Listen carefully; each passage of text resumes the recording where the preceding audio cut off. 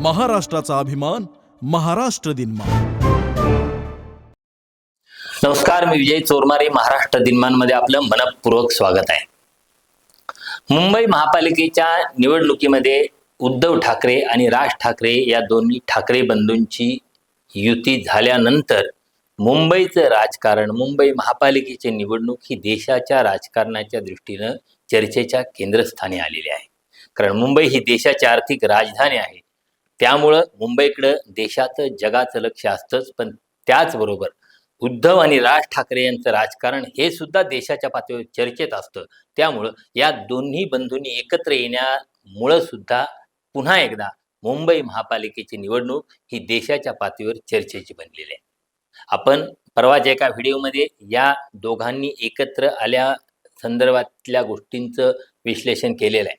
पण आता मुद्दा आपण आजच्या विश्लेषणातला एकच आहे, तो आहे एकनाथ शिंदे यांच्या संदर्भातला।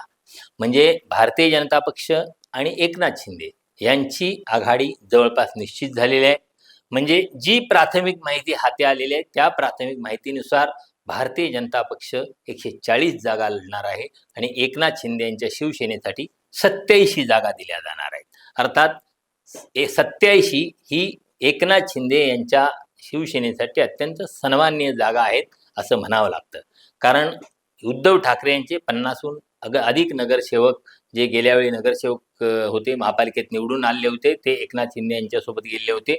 त्यांच्यासह म्हणजे त्यांच्या प्रभागासह आणखी किती जागा भारतीय जनता पक्ष एकनाथ शिंदे यांना देतो याच्या संदर्भात ती उत्सुकता होती आणि ती उत्सुकता जवळजवळ पूर्ण झाली आहे। आता मुद्दा असा येतो की एकनाथ शिंदे यांना ज्या जागा दिल्या जाणार आहेत त्या जागा कुठल्या असतील। तर एक गोष्ट स्पष्ट आहे, कारण मुंबई महापालिकेचं एकूण रचना बघितली, मुंबई शहराची रचना बघितली, मुंबईतल्या मतदारांचं प्रमाण बघितलं तर एक गोष्ट स्पष्ट आहे की तिथं जवळपास 100 मतदारसंघ असे आहेत, 100 प्रभाग असे आहेत की ज्या ठिकाणी मराठी मतदारांचं प्राबल्य आहे, जिथं मराठी मतदार निर्णायक भूमिका बजावू शकतात।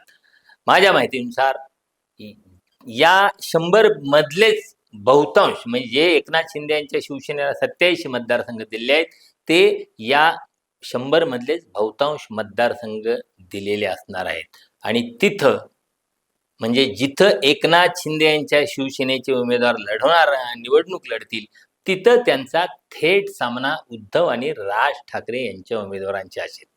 म्हणजे उद्धव राज आणि भारतीय जनता पक्ष यांचा सामना फारसा होणार नाही। इथं सामना एकनाथ शिंदे यांना उद्धव राज यांच्याशी करावा लागणार आहे। कारण ज्या मराठी बहुल मतदारसंघात, कारण आतापर्यंत आपण जर नगरपालिकेच्या निवडणुका बघितल्या, लोकसभेची बघितली, त्यानंतर विधानसभेची निवडणुका बघितल्या, तर या सगळ्या निवडणुकांच्या मध्ये एकनाथ शिंदे यांनी प्रचंड निवडणुकीसाठी कष्ट घेतलेले आहेत। म्हणजे एखादा नेता, एखादी निवडणूक, आपण आतापर्यंत भारतीय जनता पक्षाचे नेते अमित शाह हे निवडणुकीसाठी कसं जीवाचं रान करतात, मोदी शहा यांनी कसं निवडणुकीचं तंत्र बदलून टाकलेलं आहे, तर एकनाथ शिंदे यांनी त्याच्या एक पाऊल पुढे टाकलेलं आहे। म्हणजे इतके ते निवडणुकीसाठी, छोट्या छोट्या निवडणुकीसाठी सुद्धा ताकद लावतात, ताकद खर्च करतात, पैसा खर्च करतात। त्यामुळं आतापर्यंत त्यांना या सगळ्या त्यांच्या फंड्यांना चांगलं यश मिळत आलेलं आहे। पण आता निवडणूक मुंबई महापालिकेची आहे, तिथं त्यांचा सामना, एकनाथ शिंदे यांचा सामना बहुतांश उद्धव आणि राज ठाकरे यांच्या उमेदवारांशी होणार आहे। म्हणजे ठाकरे बंधूंची युती विरुद्ध एकनाथ शिंदे असा जो सामना रंगणार आहे, तिथं एकनाथ शिंदे ठाकरे बंधूंच्याकडच्या किती जागा भाजपसाठी, महायुतीसाठी खेचून घेतात हे महत्त्वाचं ठरणार आहे। आणि तिथं मला वाटतं खऱ्या अर्थानं एकनाथ शिंदे यांची कसोटी लागणार आहे।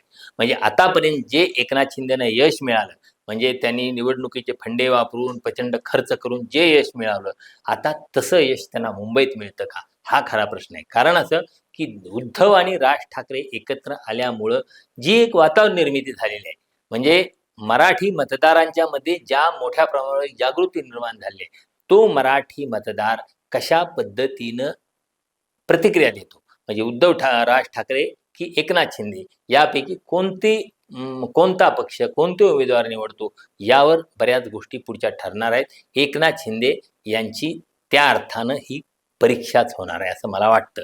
कारण या परीक्षेत जर एकनाथ शिंदे उत्तीर्ण झाले तर निश्चितपणे दिल्लीत त्यांचं वजन वाढणार आहे। पण ज्या पद्धतीनं उद्धवराजे एकत्र आल्यानंतर जी एक मोठ्या प्रमाणावर वातावरण निर्मिती झाली आणि निवडणुकीच्या काळात सुद्धा एकूण वातावरण फिरवण्यात, वातावरण निर्मिती करण्यात राज आणि उद्धव यांचा हात कुणीही धरू शकत नाही. भले नरेंद्र मोदी आणि अमित शहा जरी मुंबईत प्रचारासाठी आले, अर्थात ते येणारच आहे, तरी सुद्धा उद्धव आणि राज यांच्या सभांचा जो माहोल असतो, जो प्रभाव असतो, जो परिणाम असतो आणि दोन्ही ठाकरे बंधू एकत्र आल्यामुळे जी एक वातावरण निर्मिती झाले, त्या वातावरण निर्मितीमुळे आपोआपच एक लोकांच्या मध्ये वेगळ्या प्रकारची एक वारं व्हायला लागतं आणि त्या लाटेमध्ये, त्या वाऱ्यामध्ये एकनाथ शिंदे यांचा पक्ष कसा मुकाबला करतो. म्हणजे आतापर्यंत निवडणुका जिंकण्यासाठी जे फंडे वापरून एकनाथ शिंदे यांना यश मिळालं, पण त्यांचे ते फंडे मुंबईत थेट मराठी मतदारांच्या अस्मितेला आव्हान केलं जात असताना तिथं ते यशस्वी होणार का, हा खरा प्रश्न आहे. आणि मला वाटतं तिथंच एकनाथ शिंदे यांची परीक्षा ठरणार आहे. आता दुसरी गोष्ट, मुंबई महापालिकेच्या निवडणुकीचा विचार करताना मुंबईत जो मराठी मतांचा टक्का आहे तो साधारण 30% पुढं मागं मराठी मतदार असल्याचं सांगितलं जातं, मराठी भाषिक मतदार. अर्थात या 30%वर कुठलीही निवडणूक, ही मुंबई महापालिकेची निवडणूक जिंकणं शक्य नाही, म्हणजे सत्ता मिळवणं शक्य नाही. जिथं बहुतांश जागा ज्या 227 पैकी 101 जागा आहेत, त्या 101 जागांच्या मध्ये मराठी मतदारांच्या बळावर चांगलं यश मिळू शकतं, पण सत्ता मिळण्यासाठी केवळ मराठी मतदार पुरेसे नाहीत, हे ठाकरे बंधूंनाही ठाऊक आहे. त्यामुळे या 30%वर महापालिकेची सत्ता मिळवता येणार आहे.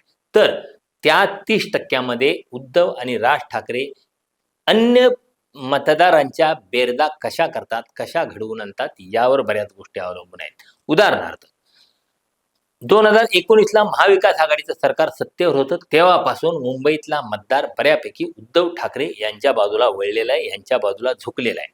तर त्याचा फटका काँग्रेसला बसणार आहे.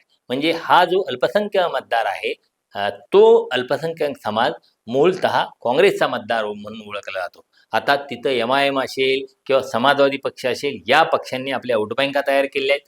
त्या पक्षांचे उमेदवार ते मुस्लिम समाजाचे येतात, त्यामुळं मोठा प्रमाणावर मतदार तिकडेही जातात. पण तरी सुद्धा निर्णायक लढाईच्या वेळी मुस्लिम मतदार शहाणपणानं मतदान करतो आणि तो भारतीय जनता पक्षाला हरवणाऱ्या पक्षाला करत असतो. त्यामुळं आतापर्यंत तो काँग्रेसच्या सोबत होता, आता उद्धव आणि राज ठाकरे हे भारतीय जनता पक्षाच्या विरोधात ताकदीनं उभं राहिले आहेत. त्यामुळं मुस्लिम मतदार त्यांना त्याच प्रमाणात मतदान करतो का, भारतीय जनता पक्षाला मुंबईत हरवण्यासाठी ठाकरे बंधूंना सहाय्य करतो का, हे बघावं लागणार आहे. आणि त्यामुळं ही बेरीज ठाकरे बंधूंच्यासाठी महत्त्वाची ठरणार आहे. पण अर्थात त्याचा फटका काँग्रेसला बसणार आहे. दुसरीकडे भारतीय जनता पक्षाची एक रणनीती आपल्याला लक्षात घ्यायला पाहिजे. म्हणजे भारतीय जनता पक्षानं जाणीवपूर्वक तिथं अजित पवार यांच्या राष्ट्रवादी काँग्रेसची युती केलेली नाही किंवा त्यांना महायुतीत घेतलेलं नाही. भारतीय जनता पक्षाचे मुंबईचे माजी अध्यक्ष आणि आताचे निवडणुकीचे महापालिका निवडणुकीचे प्रभारी असलेले जे सांस्कृतिक कार्यमंत्री आशिष शेलार आहेत, त्यांनी काय या संदर्भात सांगितलंय की राष्ट्रवादी काँग्रेसमध्ये नवाब मलिक आहेत आणि नवाब मलिक यांचे दाऊद इब्राहिमशी संबंध आहेत. तर अशा व्यक्ती ज्या पक्षात आहेत त्या पक्षासोबत भारतीय जनता पक्ष युती करू शकत नाही, असं त्यांनी स्पष्ट केलेलं आहे. म्हणजे इथं हिंदुत्वाची ठाम भूमिका भारतीय जनता पक्षाने घेतलेली आहे. इथं अजित पवार यांना वेगळं ठेवण्याचा भारतीय जनता पक्षाचा डाव नाही, लक्षात घ्या. इथं डाव असा आहे की अजित पवारांच्या पक्षाला वेगळं करायचं आणि तिथं स्वाभाविकपणे अजित पवारांच्या पक्षाचं मुंबईतलं नेतृत्व हे नवाब मलिकांच्याकडे आहे. त्यामुळं मुंबईतला जो बऱ्यापैकी काही प्रमाणात मुस्लिम मतदार हो, हा अजित पवार यांच्या पक्षाकडे जाईल. कारण झिशान सिद्दीकी सुद्धा अजित पवारांच्या पक्षाकडे आहे, त्यामुळे त्याचा सुद्धा फायदा त्यांना होईल असा अंदाज आहे.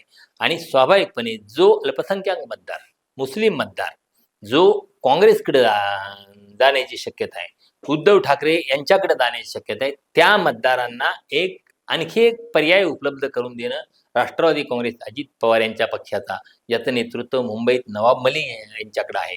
तर हा भारतीय जनता पक्षाचा डाव आहे.